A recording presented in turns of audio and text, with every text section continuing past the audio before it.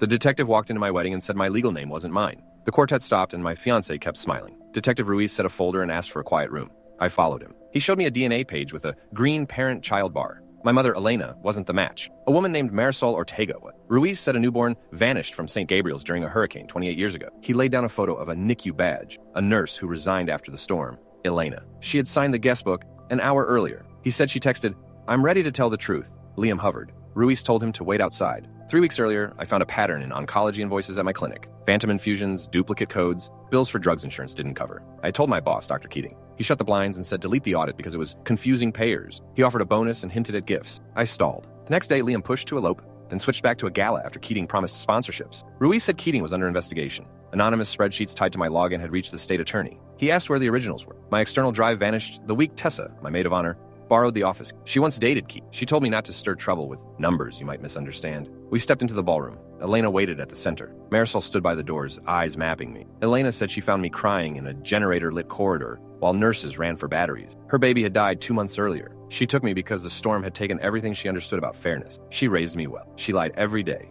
Liam whispered that the Ortegas owned the shipping company his firm needed, that our wedding mattered to the deal. He'd seen a relative match email 2 weeks earlier, met their attorneys, and planned to tell me after the honeymoon. He called it protection. I called it leverage. Keating arrived with trustees, clapped, and toasted to honesty and new beginnings. Ruiz read the warrant. Keating smiled until he saw the handcuffs. Tessa reached for my hand, said she copied the files to keep me safe. She sent them to Keating first. He offered her a job. She took it. I walked to Marisol. She smelled like citrus cleaner. She said my name, Camilla, like a key. Elena didn't ask forgiveness. She asked for a minute. She told me where she kept a music box from that night. Its ballerina frozen mid-spin. She said she'd accept a cell if I accepted she loved me. I took the mic and ended the ceremony. Ruiz asked if I was safe. I said yes and felt no. I gave him my ring. He didn't need it. I needed to let go. I crossed the parquet, past the cake and stunned partners, toward the rain. Elena stayed. Keating's toast puddled into linen. Tessa avoided my eyes. Liam rehearsed heartbreak for cameras not yet there. Marisol offered an umbrella that wouldn't open. The wind lifted my veil and sent it skittering across wet stone. I stepped into the storm with the woman whose name lived inside mine. Ruiz followed a pace behind. Thunder rolled over the hotel awnings.